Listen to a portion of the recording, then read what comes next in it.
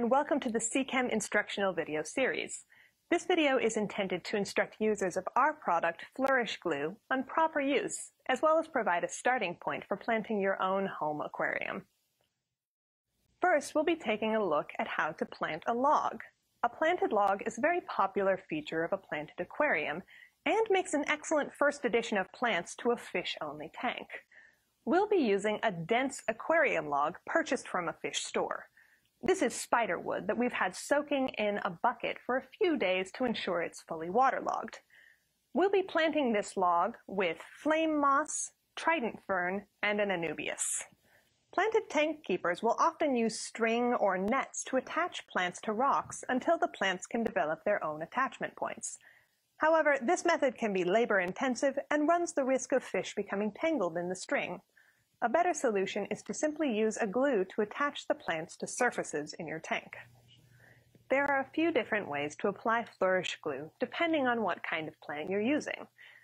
This flame moss is growing in a clump, so I can simply apply a small amount of Flourish Glue over a large area of log and stick the moss on. I'll hold it here for a few seconds, but the glue sets up very quickly once it encounters water. Next, we have the trident fern. Trident fern has thin roots coming from a thick rhizome.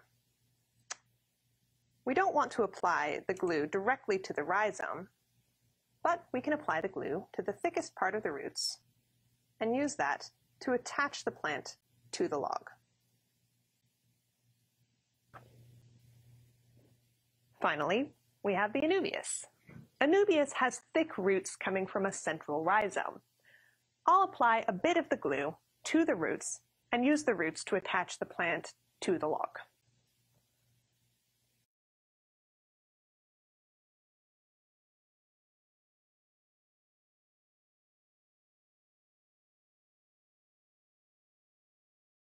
And we're done. You can add this log to your aquarium immediately, even if the glue isn't quite dry yet. The glue is non-toxic to fish, and Bruce here doesn't mind the intrusion.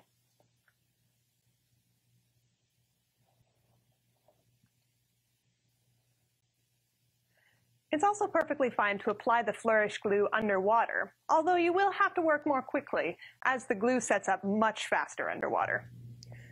You might have noticed that I'm working with Flourish Glue with my bare hands.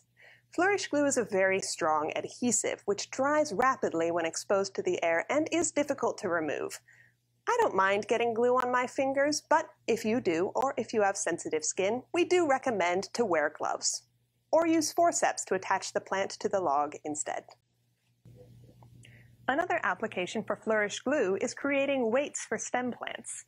We've all experienced the frustration of planting a stem plant only to have it drift free from the substrate over and over again. Flourish Glue can be used to create individual weights that will hold the plant down until it can develop its own anchors in the substrate. For this, you'll need your stem plants, some substrate from your aquarium, a bowl or tray of water, and Flourish Glue. First, apply the Flourish Glue to the bottom half-inch or so of the stem plant. Newly planted stem plants tend to sprout roots from the nodes near the leaves, so it's best to only cover stem if possible. Next, roll the end of your stem plant in gravel. The gravel will stick to the glue, forming a small weight. Place the gravel end of your stem plant in your bowl of water to set. After a minute or so, the glue will be completely set, and you can plant the stem plant as usual, except this time it won't float free.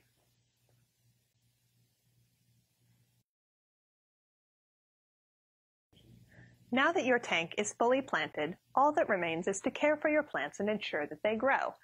We recommend the Flourish or Aquavitro line of plant supplements to add essential nutrients for your plants, as well as the Aquavitro line of stainless steel aquarium tools. During this video, I used the curved forceps as well as the curved spring shears from the Aquavitro line.